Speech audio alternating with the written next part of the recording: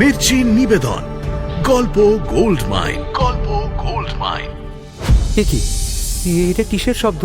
হ্যাঁ, এমন শব্দ তো কোনোদিনও শুনিনি। আম্মি, তুমি শুনেছ? আব্বার বিবি তো ছিল আমাদের আম্মি। তোর আম্মিকে তো আব্বা এনেছিল আমাদের দেখাশোনার জন্য, আমাদের খিদমত খাটার জন্য। আপনি যদি আপনার বেটার মুখ দেখেন তাহলে তক্ষুনি আপনি অন্ধ হয়ে যাবেন। সর্বনাশ করেছে, দুই আপা দেখে ফেলেছে আমাকে। আমার সঙ্গে ইয়ার্কি মারছো নাকি? শাহেনশাহ ফিরোজ শাহের শাহজাদির বাগানের সেই গোলাপ। মির্চি গল্প গোল্ড মাইন শুনছেন আরব্য রজনী। আজ শুনবেন সমুদ্র গোলাপ।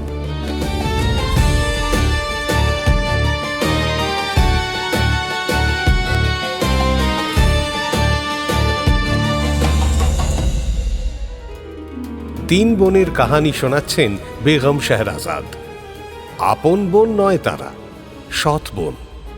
বড় দুজনের আম্মি এক, আর ছোট জনের আম্মি অন্য। এই ছোট জনকে বড় দুই বোন কিছুতেই সহ্য করতে পারে না। আবার এই ছোট বোনই রোজগার করে এবং সংসারের সব কাজ করে। একদিন সে এক অচেনা বুড়িকে 10 দিরহাম দিয়ে সাহায্য করে। প্রতিদানে বুড়ি একটা ফুলদানি দেয়। সেই ফুলদানিটা নিয়ে বড় দুই বোন খুব বকাবকি করে ছোট বোনকে। গোছিয়ে ছাড়লো মানে? দাম নেয়নি? নেয়নি আবার কোথায়? আরে আমি তো দিয়েছি 10 দিরহাম। 10 দিরহাম? ওই দিরহাম কি গাছে ফলে নাকি রে? হ্যাঁ, তুই 10 দিরহাম গচ্ছা দিয়ে লিখামুখা।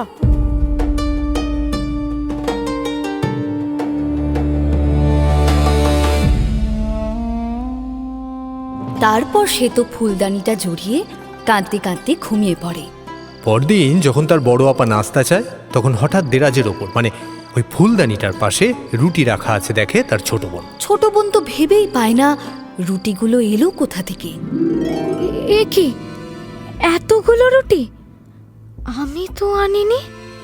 আর আপারা যদি কোনো ফেরিওয়ালার থেকে কিনে থাকে তাহলে আমার নাগালের মধ্যে রাখবে না, ওরা নিজেরাই খেয়ে নেবে। আরে কি হলো রে ছোট? ডাকতে ডাকতে তোমার গলায় রক্ত উঠে গেল, কথা কানে ঢুকছে না নাকি? রুটির রহস্য আর উদ্ধার করা হয় না ছোট বোনের। বড় আপার ডাকে চমকে ফিরে দেখে বড় আপা সশরীরে ঘরের দরজায় দাঁড়িয়ে আছে। এই তো। কি এই তো? আর এটা কি? রুটি এনে এখানে রেখেছিস কেন? রসুই ঘরটা আছে কি করতে? কোনো বাছবিছারের বালাই রাখলি না মোটে? রাখছি। ঢের হয়েছে, আর ঢং করতে হবে না। দে, আমায় দে। রুটিগুলো আর রসুই ঘরে নিয়ে রাখতে হয় না ছোট বোনকে।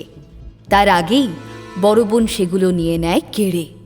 ছোট বোন ধমক খাচ্ছে সেটা বুঝি শুনে ফেলেছিল মেজ বোন। সেও তাই গুটি গুটি এসে দাঁড়িয়েছিল দরজায়। ছোট বোনকে কথা শোনানোর সুযোগ কি হাতছাড়া করা যায় কখনো? কিন্তু সে আর কিছু শোনানোর সুযোগ পায় না। তার আগেই বড় বোনের সঙ্গে রুটির বকরা নিয়ে শুরু করে দেয়। ওগুলো একা নিয়ে চললে কোথায় আপা? বারে, খাবো না সবগুলো ভাগাভাগির হিসেবে ব্যস্ত হয়ে পড়ে দুই বোন। ছোট বোনের কথা আর কারোর মনেই থাকে না। রুটিগুলো নিয়ে বেমালুম সরে পড়ে তারা। অবশ্য সেটা নতুন কিছু নয়। বড় দুই বোন কোনোদিনই কোনো ব্যাপারেই ছোট বোনকে ভাগ দেওয়ার কথা মনে রাখে না। সে যাক, কিন্তু এতগুলো রুটি কে আনলো এখানে? ইস, সবটা নিয়ে গেল। এখন আমি কি খাবো? আর কটা রুটি হলে? যেই না বলা অমনি আরও কটা রুটি চলে আসে দেরাজের ওপর, একেবারে জাদুর মতো। সব কটা একেবারে তাজা, গরম গরম ধোঁয়া ওঠা। হায় আল্লাহ, এ কি? ভয় ছিটকে সরে আসে ছোট বোন। দেওয়ালে পিঠ ঠেকিয়ে চেয়ে থাকে রুটিগুলোর দিকে। এ কি হলো? রুটিগুলো এখানে এলো কি করে? কিছুই বুঝতে পারে না সে। মাথার ভেতরটা কেমন যেন জট পাকিয়ে যায়। সময় নেয় নিজেকে সামলে নিতে। খেয়াল আসে তারপরে, এ আবার কোনো জিনের কারবার নয় তো? কারবারটা যে জিনের নয় ওই ফুলদানিটির, সেটা বুঝতে আরও বেশি কিছুক্ষণ সময় লাগে তার। তাজ্জব কি বাত, যা চাইছি তাই চলে আসছে। আচ্ছা, যদি যদি গয়না চাই, আমাকে একটা হীরের আংটি দেবে ফুলদানি? আমি না কোনোদিনও হীরে দেখিনি। বলা মাত্রই সত্যি সত্যি একটা হীরের আংটি চলে আসে। হ্যাঁ, ছোট, এই ছোট, বলি কানে কি তুলো গুজেছিস না কি রে? বড় আপার ডাকে ফুলদানির সঙ্গে খেলাটা বন্ধ করতে হয় তাকে। এই রে, এ তো আপার গলা। ফুলদানি, এগুলো এক্ষুনি লুকিয়ে ফেল। আপা দেখলে আর রক্ষে থাকবে না। ফুলদানিও যা যা দিয়েছিল সব লুকিয়ে ফেলে।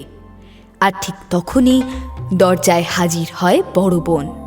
এ কি, তুই এখানে? ওদিকে রসুই ঘরে এখনো চুলা জ্বলেনি? বলি এগুলো কি হচ্ছেটা কি ছোট? বাঁদরামির একটা সীমা আছে তো। দুপুর গড়িয়ে বিকেল হতে চললো, এখনো খানা তৈরি করিসনি? ছোট বোন জানলার দিকে চেয়ে দেখে, সত্যিই তো সকাল আর নেই, বেশ বেলা হয়ে গেছে। ফুলদানির সঙ্গে খেলতে খেলতে কিভাবে যে সময় চলে গেছে মালুমই পায়নি সে। বড় বোনের গলা শুনে মেজ বোনও এসে দাঁড়ায় পেছনে। বড় বোনের দোসর হয় সে। তৈরি হবে কি করে? ওই ফুলদানিটা আনার পর থেকে তো ওটা নিয়েই মেতে আছে। ওর থেকে ফুরসত পেলে তো। ফুলদানি না, আজ ওই ফুলদানি আমি ভেঙেই ছাড়বো। বড় বোন তেড়ে আসে ফুলদানির দিকে, যেন তুলে আছাড় মারবে ফুলদানিটা, সেটা সে ঠিকই করে নিয়েছে। ছোট বোন লাফিয়ে পড়ে তার পায়ে। আপা, আপা, মাফ করে দাও, মাফ করে দাও বলছি। ওটা ভেঙো না। আমি তো কসম খাচ্ছি ওটা নিয়ে আর খেলবো না। ফুলদানিটা হাতেও তুলে নেয় বড় বোন। আর তখনই হুট করে একটা ফন্দি খেলে যায় ছোট বোনের মগজে। বড় বোনের হাত দুটো ধরে সে বলে, ওটা ভাঙলে দিনারগুলো ফেরত পাবো না আপা। ওটা দিয়ে দাও। ওটা ফেরত দিয়ে আবার দিনারগুলো নিয়ে আসবো। দোহাই তোমার আপা, আপা দেখো না, ওটা ভেঙো না, ওটা ভেঙো না। দুই আপার মুখের ওপর কোনোদিনই ছোট বোন এভাবে মিথ্যে কথা বলতে পারে না। দুই আপা কেন, কাউকেই কোনোদিন মিথ্যে বলতে পারে না সে। বলতে গেলে কেমন যেন আটকে যায়, ভুল করে ফেলে, কথাগুলো গুছিয়ে উঠতে পারে না ঠিকঠাক। কিন্তু সেদিন যে কি হয় সেও জানে না। সাজিয়ে গুছিয়ে সুন্দর একটা মিথ্যে কথা বলে দেয় সে। আর ওই একটা মিথ্যের জন্য ফুলদানিটাও রক্ষা পায়। কারণ তার আপারাও জানে যে বোন যা বলে সত্যি বলে। কিন্তু এবার এটাকে আমি ফেরত দেব না, লুকিয়ে রাখবো। এমন জায়গায় লুকিয়ে রাখবো যে আপারা জানতেও পারবে না। ফুলদানিটা লুকিয়ে রাখে ছোট বোন তার তরঙ্গের মধ্যে। এবং প্রতি রাতে যখন তার দুই আপা ঘুমিয়ে পড়ে তখন ওটা বের করে। ফুলদানি, আমার খুব সুরুয়া খেতে ইচ্ছে করছে। আমার আম্মি যেমন বানাতো ছোটবেলায় তেমনই। অমনি চলে আসে সুরুয়া।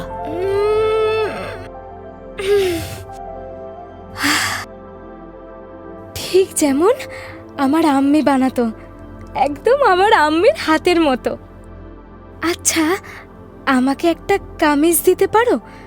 ওই দর্জির দোকানে যেটা দেখলাম তেমন, শেহজাদির কামিজ। ঠিক তেমনই কামিজ চলে আসে। এইভাবেই রাতের পর রাত ফুলদানি নিয়ে মেতে থাকে সে। মনের যত স্বাদ মিটিয়ে নেয়। সুন্দর সুন্দর গয়না, সুন্দর পোশাক আশাক, খানাপিনা, খেলনা, কি না এনে দেয় তাকে ফুলদানি। সারা রাত হেসে খেলে কাটিয়ে ভোরের দিকে সেসব আবার ফেরত দিয়ে দেয়। নিয়ে যেতে বলে ফুলদানিকে। তুমি এগুলো সব সরিয়ে নাও, নইলে আপারা দেখে ফেলবে যে তুল কালাম কাণ্ড হয়ে যাবে। তুমি বরং এগুলো তাড়াতাড়ি সরিয়ে নাও। সরিয়ে ফেলো, সরিয়ে ফেলো, সরিয়ে ফেলো। দিনের বেলা আবার সে আগের মতো সংসারের কাজ করে, কাপড় বনে, বাজার করে, আরো কত কি। শোনো শোনো শোনো। একদিন সে শোনে সুলতান ঘোষণা দিয়েছেন, আজ শাহজাদির শাদী উপলক্ষে এক বিশাল খানা পিনা এবং ফুর্তির আয়োজন করা হয়েছে প্রাসাদে। আজ বিকেলে সকলকে নিমন্ত্রণ জানিয়েছেন সুলতান। সকলকে সব কাজ ফেলে ঠিক সময়ে হাজির হতে বলা হচ্ছে। শোনো শোনো শোনো। শেহজাদির শাদী? শেহজাদির শাদী মানেই তো ইলাহি ব্যবস্থা। সে কোনোদিনও শেহজাদির শাদী দেখেনি, কিন্তু গল্প শুনেছে আব্বা আম্মির কাছে। সে যে কি এলাহি ব্যবস্থা, না দেখলে তুই বিশ্বাস করবি না। খানা পিনা সব তো মাটিতে গড়াগড়ি খায়। বিরিয়ানি, কাবাব, কোরমা, তেহারি, নিহারি খেয়ে যে শেষ করা যায় না। আমিও যাব আজ বিকেলে শেহজাদির শাদীতে।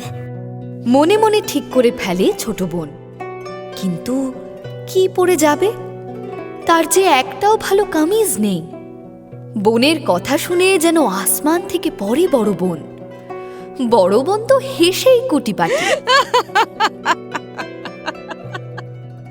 শোন মেজো, শোন শোন, ছোট কি বলছে। ও নাকি শেহজাদি শাদিতে যাবে। মেজ বোনকেও ডেকে নেয় বড় বোন। তওয়া তওয়া, তুই ওখানে গিয়ে কি করবি? কেন? আমি নাচ গান করব, খানা খাবো। ওরে ওরে হ্যাংলা কোথাকার, ওখানে যে সবার যেতে নেই রে। সবার যেতে নেই কেন? তাহলে যে বলে গেল সবার নিমন্ত্রণ। বেয়াদব, নিজেকে ভাবিস কি রে? তোর অকাত আছে ওখানে যাওয়ার? তোর মতো একটা চাকরের মেয়ের আবার ইজ্জত। খবরদার আপা, আমার আম্মিকে চাকর বলবে না। কেন বলবো না রে? 1000 বার বলবো। আব্বার বিবি তো ছিল আমাদের আম্মি। তোর আম্মিকে তো আব্বা এনেছিল আমাদের দেখাশোনার জন্য, আমাদের খিদমত খাটার জন্য। তাও দিনারের বিনিময়ে। তুই তো আমাদের চাকরের অলাদ। আবার সেই একই কথা টেনে আনে দুই বোন।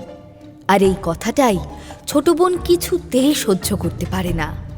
নিজের আম্মিকে চাকর বলে গালি দিলে কোন অলাদ মানতে পারে?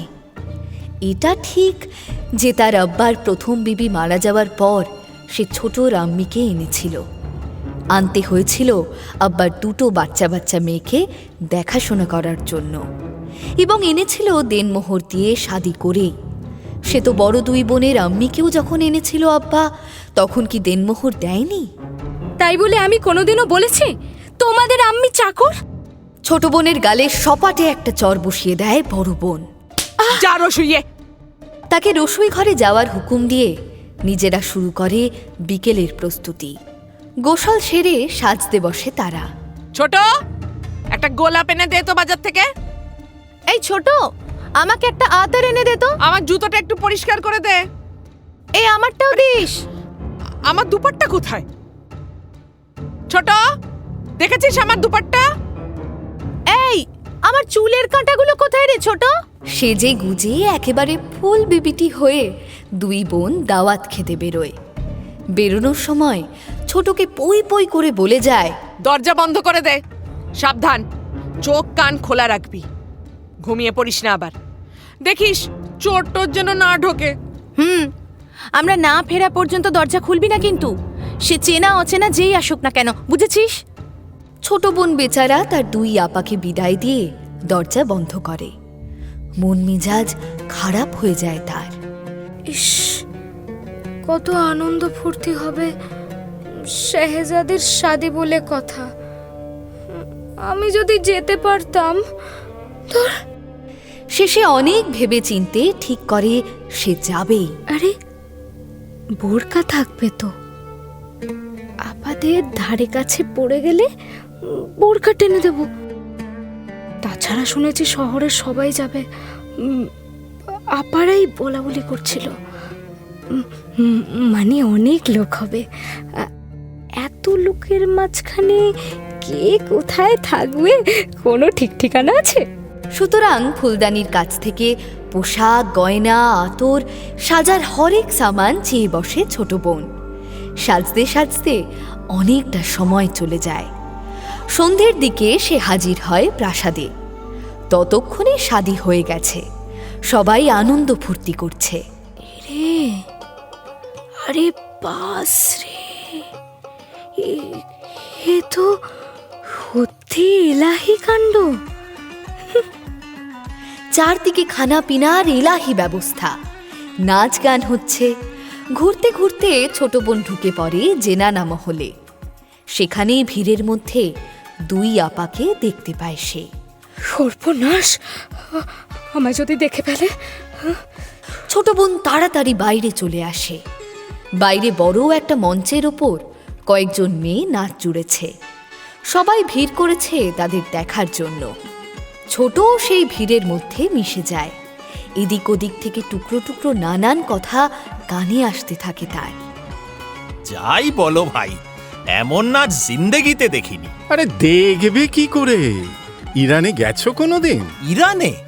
কেন? নাচ দেখতে ইরানে যেতে হবে কেন? আরে এরা তো সব খাস ইরানি নাচি, নাচটাও খাস ইরানের। এমন নাচ এখানের কারো নাচার মুরদ নেই ভাই। ওদের কোমর দোলানোটা দেখেছো? হ্যাঁ, কোমর দেখাচ্ছ? দাঁড়াও, তোমার বিবির কানে ঢালতে দাও কথাটা, তারপর দেখবে কাকে বলে কোমর নাচানো। এই না না, আরে করছো কি? আরে সর্বনাশ হয়ে যাবে যে। নাচ দেখতে দেখতে ছোট বোন মুগ্ধ হয়ে যায়। ধীরে ধীরে চারপাশের হৈহট্টগোল সব যেন হারিয়ে যায় তার কান থেকে। সে এগোতে এগোতে মঞ্চে উঠে পড়ে এবং সেও তার বোরকা খুলে ফেলে নাচ শুরু করে দেয়। তাকে নাচতে দেখে বাকি নাচিয়েরা সরে যায় আস্তে আস্তে। লাজবাব, বহুত খুব। ছোট বোনের নাচ সকলকে মুগ্ধ করে দেয়। মুগ্ধ হয়ে যান স্বয়ং সুলতান। চিকের ফাঁক দিয়ে বেগম ও তার শাহজাদিও নাচ দেখে মুগ্ধ হয়ে যান। এবং শাহজাদা?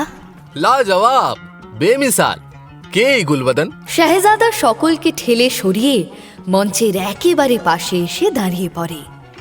বেপলক তাকিয়ে থাকে ছোট বোনের দিকে। আর তখনই ছোট বোনের ডান পায়ের পায়েল খুলে ছিটকে এসে লাগে শাহজাদার বুকে। একমাত্র শাহজাদা ছাড়া আর কেউ নজর করে না সেটা, ছোট বোনও না। শাহজাদা পায়েলটা বুকে আঁকড়ে ধরে। এটা কি পায়েল? ওই সুন্দরীর পায়েল? শাহজাদা পায়েলটা ফিরিয়ে দিতে মঞ্চে উঠে পড়ে গুটি গুটি পায়। একেবারে সামনে চলে যায় সে ছোট বোনের। আর ঠিক তখনই ছোট বোন নাচতে নাচতে হুমড়ি খেয়ে পড়ে শাহজাদার গায়ের উপর। শাহজাদাকে নিয়ে একেবারে গড়াগড়ি খেয়ে যায় সে। এদিকে নাচ বন্ধ হতেই সকলে হাততালি দিয়ে ওঠে। কিন্তু সে হাততালি আর কে খেয়াল করে?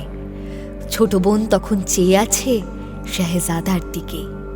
শাহজাদা চেয়ে আছে ছোট বোনের সুরমা পরা দু চোখের দিকে।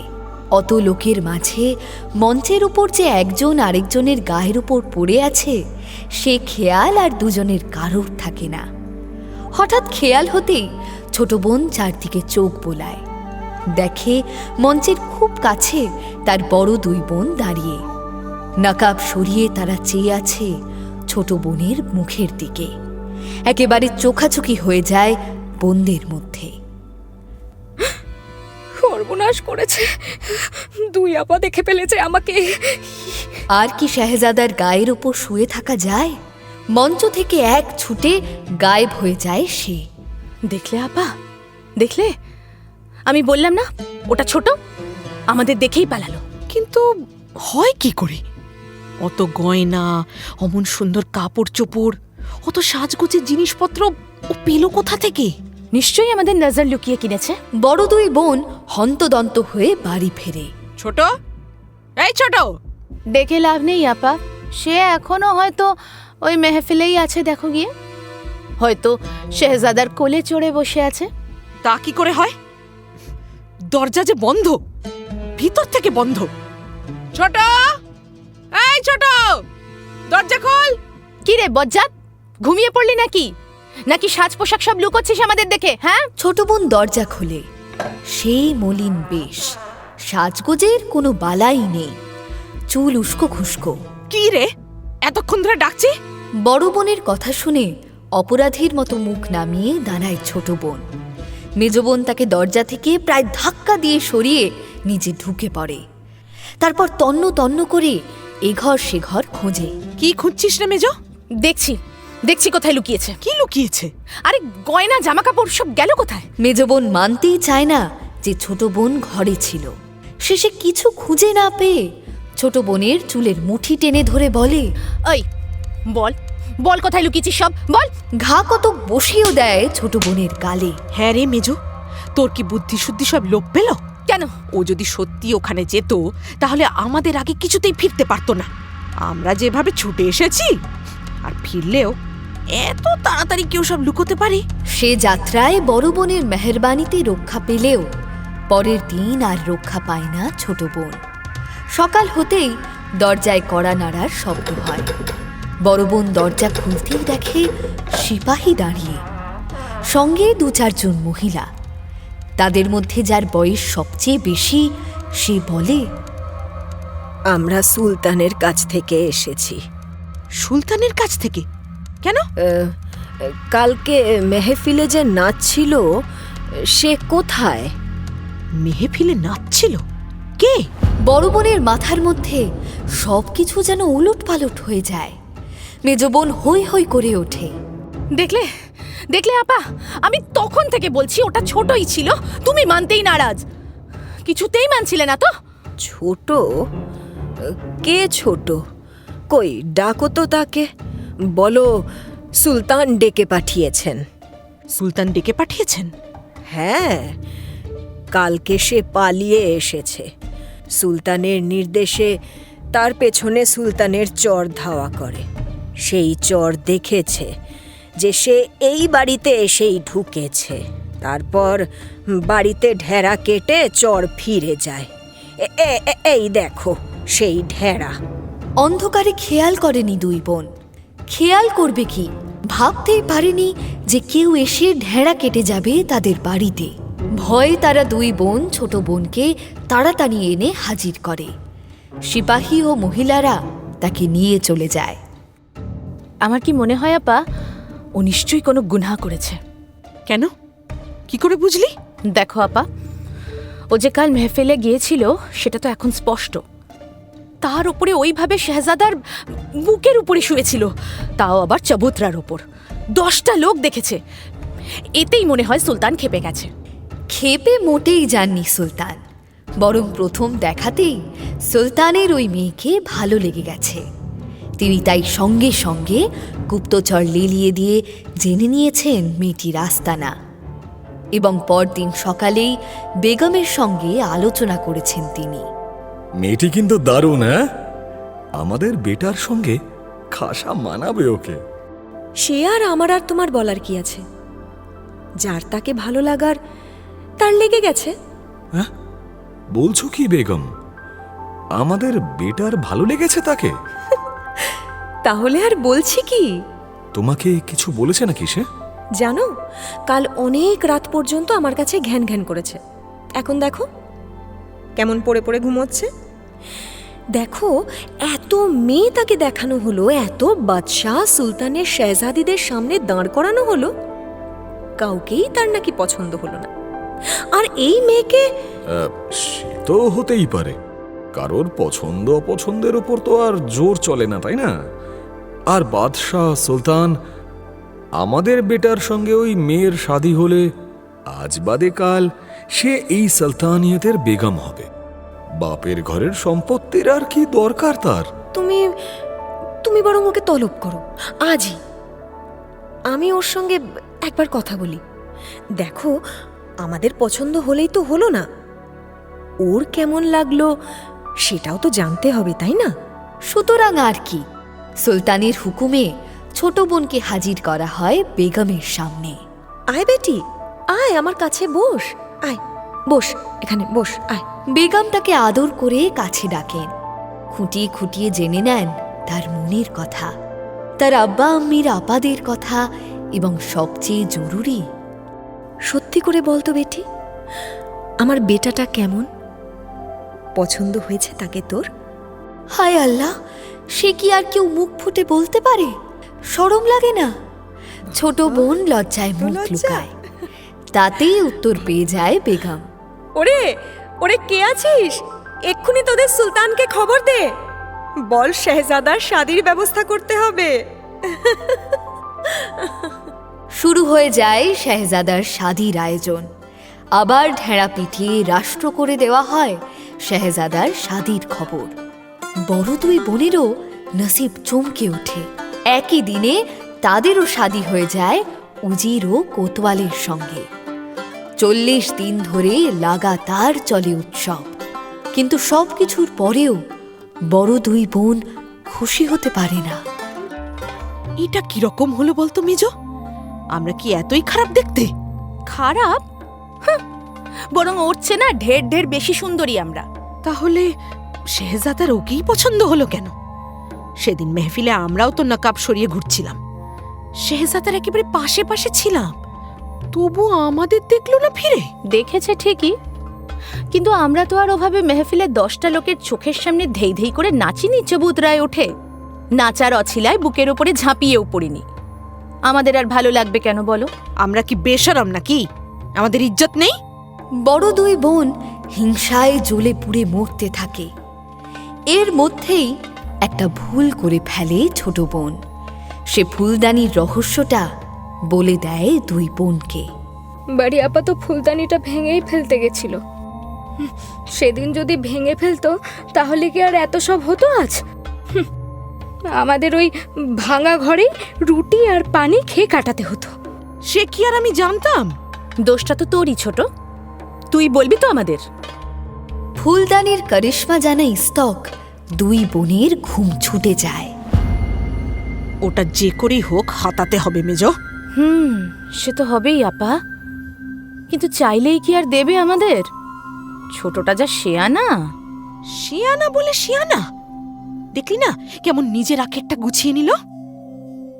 এবং সুযোগ বুঝে একদিন ছোট বোনের ঘর থেকে ফুলদানিটা চুরি করে নেয় তারা। ছোট বোন জানতেও পারে না। সে জানে যে ওটা তার তোরঙ্গে মখমলে মুড়ে রাখা আছে। ফুলদানিটা নিয়ে দুই বোন ছোট বোনকে হটানোর ফন্দি এঁটে ফেলে। একদিন দুই বোন আদর করে ছোট বোনের চুল বাঁধতে বসে। ইস, চুলগুলোর কি হাল করেছিস রে ছোট? সত্যি তেল টেল দিস না নাকি রে? কেন আপা? রোজ তো বাদিরা চামেলির তেল দিয়ে আমার চুল বেঁধে দেয়। সে কেমন বাঁধে তা তো দেখতেই পাচ্ছি। আয়, আজ আমরা বেঁধে দিই। দুই বোন তাদের ছোট বোনকে আদর করে ডেকে চুল বাঁধতে বসেছে। বাঁধার পরে 7টা সোনার কাঁটা একে একে গুঁজে দিতে থাকে তার খোপায়। এবং যেই না শেষ কাঁটাটা গুঁজে, অমনি ছোট বোন একটা বুলবুলি পাখি হয়ে যায়। ছোট বোন পাখি হয়ে ছটফট করতে থাকে। এই হাট, যা এখান থেকে। উফ, যাবি নাকি এক ঘায় মাথা ভেঙে দেব? যা। দুই বোন ছোট বোনকে তাড়িয়ে দেয়। ছোট বোন জানলা দিয়ে উড়ে গিয়ে পাশের গাছে বসে। অন্য পাখিরা নতুন একটা পাখিকে দেখে আক্রমণ শুরু করে।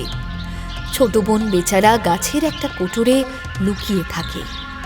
বেলার দিকে দরবার থেকে শেহজাদা আসে তার ঘরে। তাকে ডাকাডাকি করে। বেগম, কোথায় গেলে তুমি? বেগম! তার বেগমকে আর খুঁজে পায় না শেহজাদা। দাসীবাদীদের তলব করে, তারাও কিছু বলতে পারে না। দুই বোনকে ডেকে পাঠায় সে। সে কি খুঁজে পাওয়া যাচ্ছে না? হায় আল্লাহ, এ কি বিপদ! তারা এমন ভান করে যেন কিছুই জানে না। খোঁজ খোঁজ খোঁজ, সারা সালতানিয়া জুড়ে খোঁজ শুরু হয়। দিন গড়িয়ে রাত হয়ে যায়, তবুও খোঁজ মেলে না তার। হতাশ শেহজাদা তার বেগমের ঘরে এসে বসে। দুঃখে কান্না পেয়ে যায় তার। ভোর হয়, পাখি ডেকে ওঠে। তখন একটা বুলবুলি জানলা দিয়ে উড়ে এসে বসে শেহজাদার কাঁধে। শেহজাদাকে সে কিছু যেন বলতে চায়। শেহজাদা তার ভাষা বোঝে না। সে মনের দুঃখে বুলবুলিটাকে নিয়ে মাথায় হাত বোলাতে গিয়ে দেখে মাথায় কাঁটা গোজা। পাখির মাথায় সোনার কাঁটা, মনে হয় কারোর পোষা বুলবুলি। নইলে এমন সাজাবে কে একে? কিন্তু ছটফট করছে কেন পাখিটা? মাথার কাঁটায় মনে হয় কষ্ট হচ্ছে ওর। শেহজাদা বুলবুলিটাকে কোলে নিয়ে তার মাথা থেকে একটা একটা করে কাঁটা খুলতে থাকে। যেই না শেষ কাঁটাটা খুলেছে, অমনি ধপাস করে ছোট বোন ছিটকে পড়ে তার কোল থেকে। হায় রে আপা! বুলবুলি হঠাৎ বিবি হয়ে যাওয়ায় শেহজাদার তো কথা বন্ধ হয়ে যায়। বিবিকে যে তুলতে হবে সেটাও মনে থাকে না তার। ছোট বোনের চিৎকারে দাসী বাঁদিরা ছুটে এলে তখন খেয়াল হয় শেহজাদার। তারপর যা হওয়ার তাই হয়। ছোট বোনের কাছ থেকে সব শুনে শেহজাদা তো প্রচণ্ড রেগে যায়। না না না না, তুমি আমার আপাদের কোনো ক্ষতি করো না। হ্যাঁ, দেশে আইন আছে বেগম, আইনের ওপরে কেউ নয়। তুমি, আমি, তোমার দুই আপা, তাদের স্বামীরা কেউ না। স্বয়ং সুলতান আর তাদের বেগমও নয়। গুনাহ করলে আইন মাফিক শাস্তি পেতেই হবে। আইন মাফিক দুই বোনের সারা জীবনের জন্য ফাটকে জায়গা হয়। এমন বোনদের রেয়াত করে বাইরে ছেড়ে রাখা বুদ্ধিমানের কাজ নয়। তারা আবার কারোর না কারোর ক্ষতি করতে পারে। ওদের ফাটকে ভরে রাখাই ভালো। আমি এই সুলতানিয়াতের সুলতান আল্লাহকে সাক্ষী রেখে ওই দুজনকে সারা জীবন ফাটকে বন্দি করার হুকুম দিলাম। উজির ও কোতওয়াল তাদের তালাক দিয়ে অন্য মেয়েদের শাদী করে, আর ছোট বোন তার শেহজাদার সঙ্গে সুখে শান্তিতে দিন কাটাতে থাকে। আর ফুলদানিটা? সেটা এখনো আছে। কোথায়? তা জানি না। যাই বলো বেগম, ওই ফুলদানিটার জন্যই কিন্তু শেষ পর্যন্ত বেঁচে গেল এই ছোট বোন। একবার ভেবে দেখো, ওটা যদি না থাকতো তাহলে কিন্তু সেই পোড়া নসিব নিয়েই জীবন কাটাতে হতো ওকে। কি কষ্ট হতো বলুন তাহলে হুজুর। হ্যাঁ, সে তো হতোই। বেচারাকে সারাটা জীবন দুই বোনের খিদমত খেটে যেতে হতো। আমি তার কষ্টের কথা বলছি না হুজুর, আপনার কষ্টের কথা বলছি। আমার আবার কিশোর কষ্ট? বারে, কোনো মেয়ের কষ্ট হলে আপনার কষ্ট হয় না বুঝি? না মানে, তাহলে তো গল্পটাই হতো না। আর গল্প না হলে তুমি শোনাতেও না। কি দুনিয়াজাদ, ঠিক বলছি তো? অত শত জানি না হুজুর, শুধু জানি এখনো রাত বাকি আছে, সুতরাং আর একটা কাহানি তো শোনা যেতেই পারে। ঠিক বলেছো দুনিয়াজাদ। শুরু করো বেগম পরের কাহানি। এবার একটা প্রেমের কাহানি শোনাই হুজুর। শোনাও।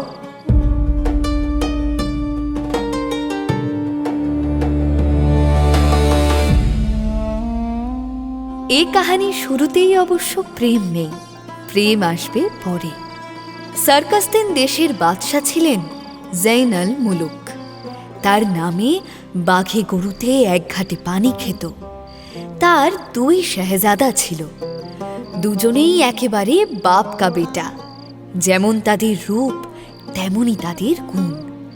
বাদশাহ বেশ সুখে শান্তিতে শাসন করছিলেন। দেশে কোথাও কোনো সমস্যা নেই। রোজ সকালে নিয়ম করে নামাজ সেরে দরবারে যেতেন, আবার নিয়ম করে ফিরে আসতেন। এমনই একদিন বাদশাহ সবে দরবারে গিয়ে বসেছেন। ঠিক তখনই এক বাঁদী আসে ছুটতে ছুটতে। মুবারক আবার কিসের? হঠাৎ করে কেউ মুবারকবাদ দিলে কেই না অবাক হয়। বাদশাও তাই হলেন। আপনি আব্বা হতে চলেছেন। বাদশার আবার আব্বা হওয়ার খবরে গোটা সালতানিয়াতে খুশির বন্যা বয়ে যায়। বাদশা দিন গুনতে থাকে। শেষে একদিন ফুটফুটে একটা বেটার জন্ম দেয় বেগম। মুবারক হুজুর, আপনার বেটা হয়েছে। ইয়া আল্লাহ, তোমার লাখ লাখ মেহরবানি, লাখ লাখ মেহরবানি। বাদশাহ অন্দর মহলে যাবেন, নিজের বেটাকে দেখবেন।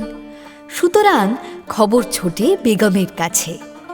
বাদশাহ দরবারে অপেক্ষা করতে থাকেন কখন বেগমের মহল থেকে খবর আসে। একজন বাদশাহ তো আর যখন তখন বেগমের মহলে ঢুকতে পারেন না, সেটা উচিত নয়। আগে ভাগে খবর পাঠিয়ে ঢোকাটাই দস্তুর। ঠিক তখনই ঘটে অঘটন। দরবেশ আলী সাদ ছুটতে ছুটতে এসে ঢোকে দরবারে। হুজুর, হুজুর, সুলতান, হুজুর। আলী সাদকে বাদশাহ শুধু চেনে বললে ভুল হবে, তাকে খুব মানেও বাদশাহ। বিপদে আপদে তার পরামর্শ নেন। আলী সাদ নিজে মাঠে নেমে বাদশার বহু জটিল সমস্যার সমাধান করে দেয়। কারণে অকারণে বাদশাহী ভেট যায় তার মাজারে। বাদশাহ জাইন আল মুলুক বিশ্বাস করে যে আলী সাদের প্রতি আল্লাহ সদয়, তার কিছু দৈব ক্ষমতা আছে। সেই আলী সাদ এসে দাঁড়ায় দরবারে। আরে আপনি আসুন আসুন, খুব ঠিক সময় এসেছেন। শুনেছেন তো আমার একটা বেটা হয়েছে?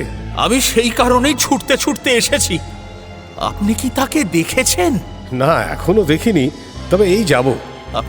আপনি যাবেন না হুজুর, আপনি যাবেন না, আল্লাহর দোহাই, আপনি যাবেন না। আলী সাদের কথার মাথা মুন্ডু কিছু বুঝতে পারে না বাদশাহ।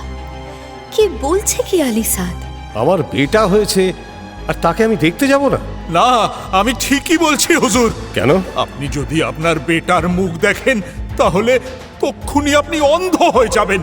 বাদশার মন মানতে চায় না আলী সাদের সাবধান বাণী। বড্ড ইচ্ছা হয় একবার, অন্তত একবার বেটাকে দেখার। কিন্তু এই একবার দেখাই যে আপনার সর্বনাশ ডেকে আনবে হুজুর। চরম এক খারাপ সময়ে জন্মেছে আপনার বেটা। অবশেষে আলী সাদের কথা মানতে বাধ্য হয় বাদশাহ এবং নিজের সুরক্ষার জন্য বেটাকে দূর জঙ্গলে নির্বাসনে পাঠানোর হুকুম জারি করেন। ওইটুকুনি একটা শিশু একাও থাকবে কি করে জঙ্গলে? ও তো মরে যাবে, আর সেটা যে ওকে খুন করার শামিল। আমি জানি হুজুর, তাই কোনো বাঁদির সঙ্গে ওকে পাঠিয়ে দিন, সঙ্গে আপনার কয়েকজন সিপাহীকেও পাঠান। বললে কি হয়? অতই সহজ? আম্মির নারী ছেঁড়া ধনকে জঙ্গলে পাঠিয়ে দেবেন বাদশাহ?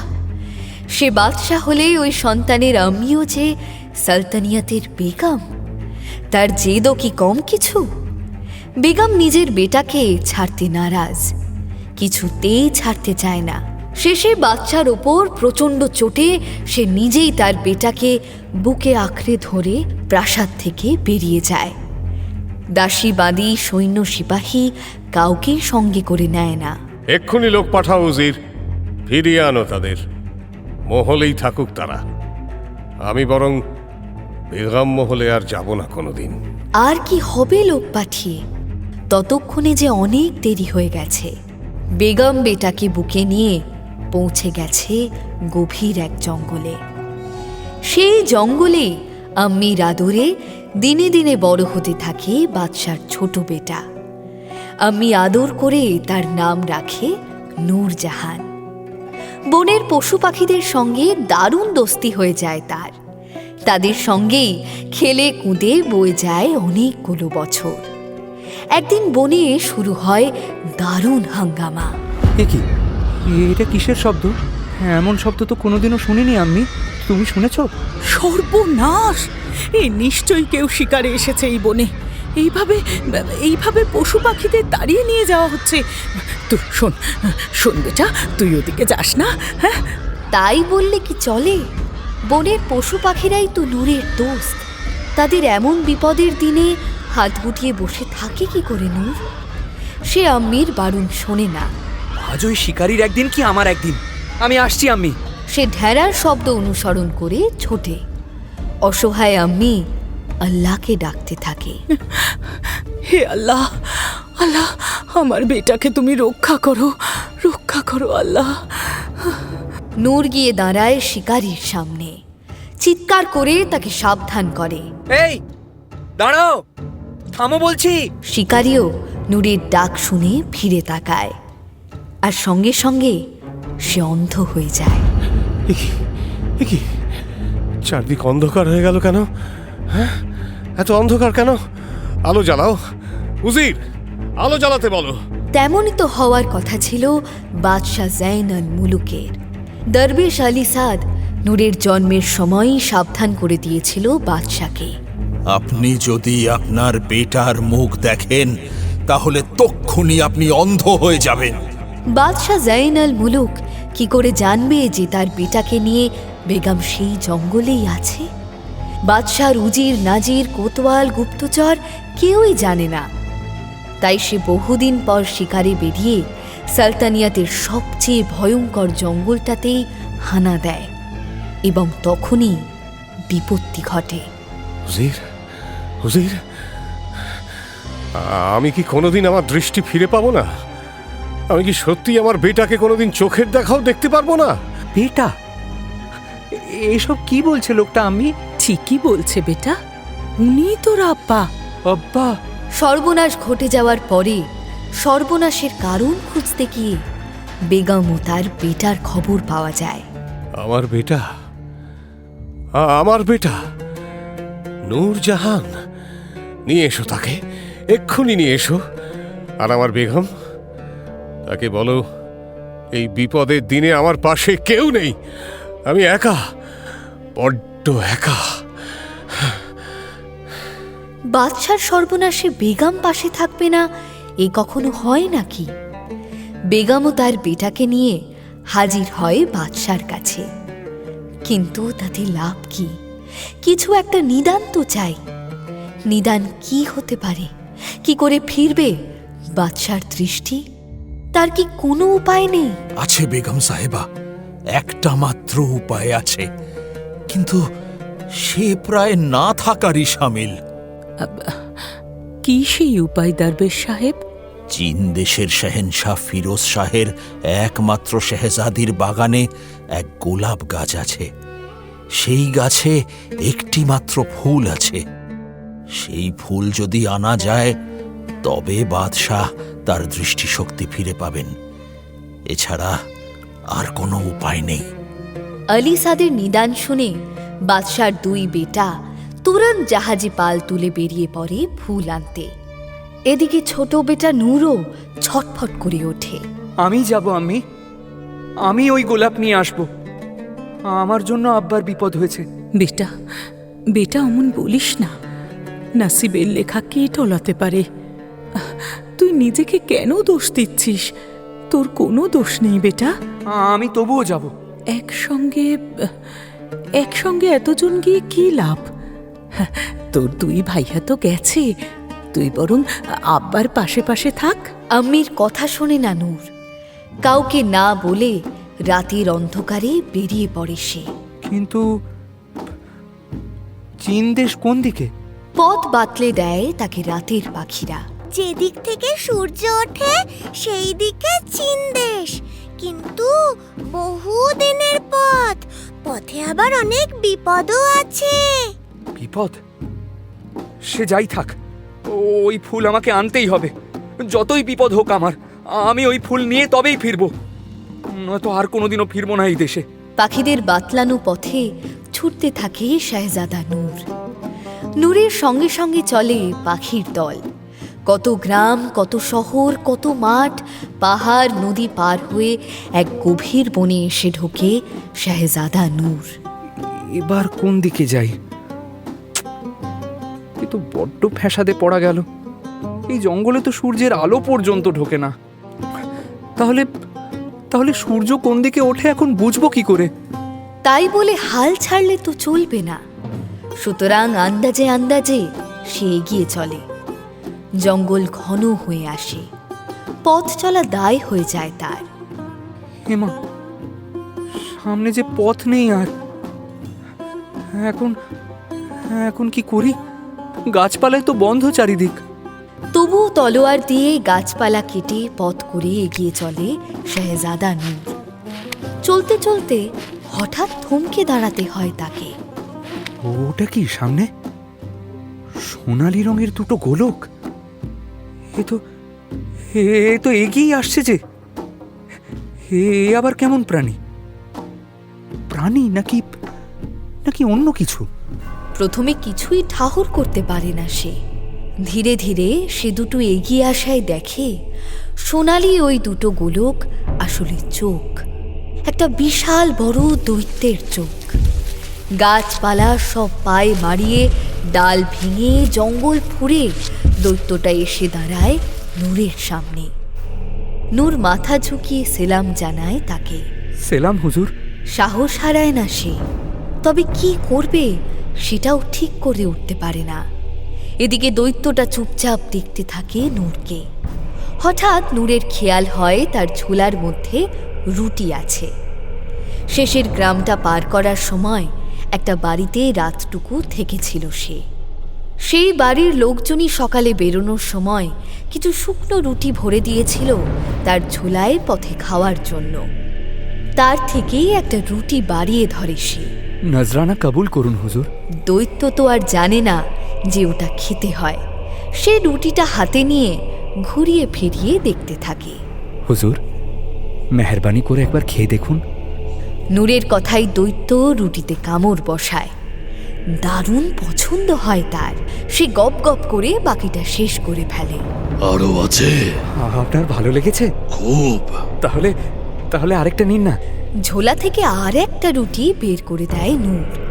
দৈত্য সেটা প্রায় কেড়ে নিয়ে গপ গপ করে খেয়ে ফেলে। আহ, দারুণ। তোমাদের মানুষদের চেয়ে মানুষদের খানাগুলো কিন্তু খেতে অনেক ভালো। মানুষদের চেয়ে মানুষদের খানা মানে কি বলতে চাইছে দৈত্য? জীবনে তো কম মানুষ খায়নি। এই যে জঙ্গলটা দেখছো, এক সময় মানুষগুলো এই জঙ্গলের গাছ কেটে কেটে একেবারে ন্যাড়া করে ফেলেছিল। আমি এসে সব কটাকে ধরে ধরে খেয়ে ফেলেছি। তারপরেই তো জঙ্গলটার এমন বাড়বাড়ন্ত। দৈত্যর কথা শুনে তো নূরের প্রাণ পাখি ফুরুত করে উড়ে যায় আর কি। আপনি কি আমাকেও খেয়ে ফেলবেন? আরে না না, তোমাকে আর খাবো না। তুমি আমাকে খানা খাইয়ে আমার দিল খুশ করে দিয়েছ। বলো বলো তোমার কি চাই? আমি তোমার একটা খোয়াইশ পূরণ করব।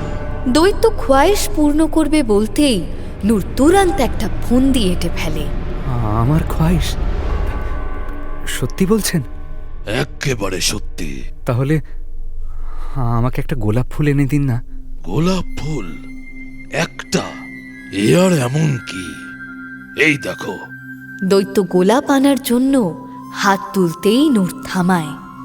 আরে দাঁড়ান হুজুর, আগে তো পুরোটা শুনে নিন। ও, পুরোটা বলনি? তা শুনি। চীন দেশের শাহেনশাহ ফিরোজ শাহের একমাত্র শাহেজাদির বাগানে গোলাপ ফুল আছে। সে গাছে একটি মাত্র ফুল আছে, সেই ফুলটাই আমার চাই। নূরের আবদার শুনে তো দৈত্যের এবার প্রাণ পাখি ফুরুত করে উড়ে যায় আর কি। বলছো কি তুমি আমার সঙ্গে ইয়ার্কি মারছো নাকি? শাহেনশাহ ফিরোজ শাহের শাহজাদির বাগানের সেই গোলাপ? কেন? আমি কি ভুল কিছু চেয়েছি? নেকা সাজা হচ্ছে। ইচ্ছা করছে এখনই তোমার বুক চিরে কলিজাটা বের করে আনি। নেহাত খুশি হয়ে তোমার খোয়াইশ পূরণ করব বলে ফেলেছি, নইলে এতক্ষণে তোমাকে বুঝে নিতাম। অন্য কিছু বলো। অন্য কিছু বলে না শাহজাদা নূর। তার ওই গোলাপটাই চাই। সে জেদ ধরে থাকে। দৈত্য তাকে নানা রকম লোভ দেখায়। সোনা চাই? সোনা? অনেক অনেক সোনা, বস্তা ভরে ভরে সোনা। না না, চাই না। চাই না? তাহলে তাহলে হিরে নেবে? এক একটা তরমুজের মতো বড়, অনেক অনেক দেব, নেবে? না বললাম তো। আচ্ছা আচ্ছা, আমার কাছে সুন্দরী সুন্দরী অনেক মেয়ের ঠিকানা আছে। চাও তো বলো, তাদের এনে হাজির করছি। আরে ধুর, বলছি না আমার চাই না। তাও না? তাহলে তাহলে আস্ত একটা দ্বীপই না হয় দিয়ে দিচ্ছি তোমায়। সেখানকার সুলতান করে দিচ্ছি। দেখো দেখো, ওইটুকু খানা খাইয়ে এর চেয়ে বেশি কিছু চেও না। আপনার যদি এতই ভালো লেগে থাকে তো নিন না, আমার কাছে আরো আছে। আপনি নেবেন? আছে নাকি? নূর থলে থেকে সব কটা রুটি বের করে ধরে দৈত্যের সামনে। দৈত্য আর লোভ সামলাতে পারে না। নূরের হাত থেকে প্রায় কেড়ে নিয়ে গপ গপ করে খেয়ে ফেলে রুটিগুলো। রুটি খেয়ে ঠেকুর তুলে সে নূরের সামনে মাথা হেঁট করে বসে বলে, নাও, আমার জীবনের স্বাদ পূরণ হয়েছে। এবার আমার মুন্ডুটা কেটে নাও। সে আবার কি কথা? এমন তো কথা ছিল না। কথা ছিল না মানে? তোমার ওই খোয়াহিশ পূরণ করা আর যেচে মরা তো একই। তুমি জানো, ওই বাগান পাহারা দেয় স্বয়ং জিনদের সুলতান জিনজিন। সাধিকার তার নজর এড়িয়ে ওই বাগানে ঢোকে, ঢুকতে গেলেই একেবারে ধর থেকে মুন্ডুটা আলাদা করে দেয়। তো মরতে যখন হবেই তখন এখানে কি আর ওখানে কি, এখানেই না হয় মরি। ওই ফুল তো আর আনতে পারবো না। আমি আপনাকে বাঁচার একটা ফিকির বাতলে দিতে পারি। বাঁচার ফিকির? কেমন শুনি? আপনাকে ওই বাগানে ঢুকতে হবে না, আপনি আমাকে ওই বাগানের সামনে নিয়ে চলুন। আপনি সেটা পারবেন তো? নূরের বাতলানো বাঁচার ফিকিরটা মনে ধরে দৈত্যের। আলবাত পারবো, দুনিয়ার যেখানে যেতে চাও নিয়ে যেতে পারবো। আর ঝুট বলতে হবে না। বিশ্বাস হচ্ছে না বুঝি? তাহলে বাগানের অন্দরের ওই গাছটার সামনে আমাকে নিয়ে চলুন। নূরের কথায় চুপসে যায় দৈত্য, আর বেশি কথা বাড়ায় না সে। কি জানি কি বলতে আবার কি বলে ফেলবো, তখন দেখা যাবে আমারই জানটা নিয়ে টানাটানি হয়ে যাবে। দৈত্য নূরকে কাঁধে চাপিয়ে আসমানে উঠে যায়। উঠতে উঠতে একেবারে দুনিয়া ছেড়ে বেরিয়ে যায় সে। আসমান থেকে দুনিয়াটাকে ছোট্ট একটা খেলনা গোলকের মতো লাগে তার। হঠাৎ আবার থেমে হুশ করে নামতে শুরু করে। নামতে নামতে সোজা এসে পড়ে সে চীন দেশে শাহেনশাহ ফিরোজ শাহের একমাত্র শেহজাদির বাগানের পাশে। বিশাল বড় এক পাঁচিলের পাশে নূরকে নামায় সে। ও, এটাই বুঝি সেই শেহজাদির বাগান? এই তো পাঁচিলের ওপারে। এই পাঁচিল ধরে এগিয়ে গেলে বাগানের ফটক দেখতে পাবে। যদি না যদি না আবার কি? যদি না বাগানের পাহারাওয়ালা সেই জিন সুলতান জিনজিন তোমাকে দেখে ফেলে তো। আর দেখে ফেললে? গচাং ফু, তোমার মুন্ডুটা ধর থেকে খসিয়ে দেবে। সর্বনাশ! তাহলে তো খুব বিপদের মধ্যে গিয়েই পড়ে শেহজাদা নূর। তা তো অবশ্যই। আর তার দুই ভাইয়ের কি হয় আপা? সে তো আর আজকে বলা যাবে না। কেন বেকার বেকার জানতে চাইছো দুনিয়াদার? জানোই তো।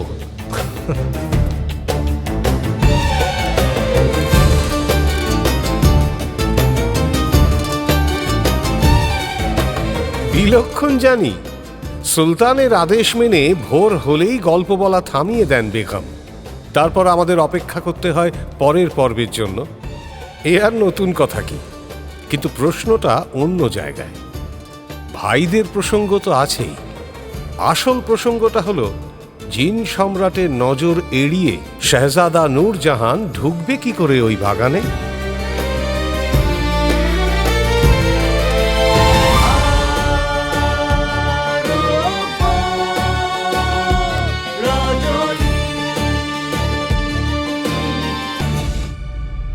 মির্চি গল্প গোল্ড মাইনে শুনলেন আরব্য রজনী। গল্প পাঠে শেখর, শাহরিয়ার, অমিত দে, দুনিয়াজাদ, বর্ণালী দে বর্মন, শেহরাজাদ, সাঁজবাতি দাস, বড় বোন তৃণাঞ্জনা দাস, মেজ বোন আম্রপালি ঘোষ মিত্র, ছোট বোন রিমি চক্রবর্তী, ঘোষক আলাপন মুখার্জি, আম্মি গার্গীহর চট্টোপাধ্যায়, সুলতান অর্ঘ্যমাল্য মাইতি, বেগম সঙ্গীতা গাঙ্গুলি, শেহজাদা সায়ন্তন ঘোষ, বাঁদি প্রদীপ্তা মান্না, বাদশাহ শেখর, সাদ ইন্দ্রনীল ভাদুড়ী, নূর আর্য জানা, দৈত্য রামস্বরূপ গাঙ্গুলি। নাট্যরূপ শিবাশিস বন্দ্যোপাধ্যায়, নাট্যরূপ সহায়তা শুদ্ধ সত্য দাশগুপ্ত, শব্দগ্রহণ ও আবহ সত্যজিৎ সেন, শব্দ পরিকল্পনা ও মিশ্রণ সব্যসাচী মুখার্জি, পরিচালনা শাওলি মজুমদার, সৃজনশীল পরিচালনা ইন্দ্রাণী চক্রবর্তী, প্রযোজনা প্যাস্টেল এন্টারটেইনমেন্ট। মির্চি গল্প গোল্ড মাইন আপনার জন্য exclusively Mirchi Bangla YouTube channel এবং গানা অ্যাপে।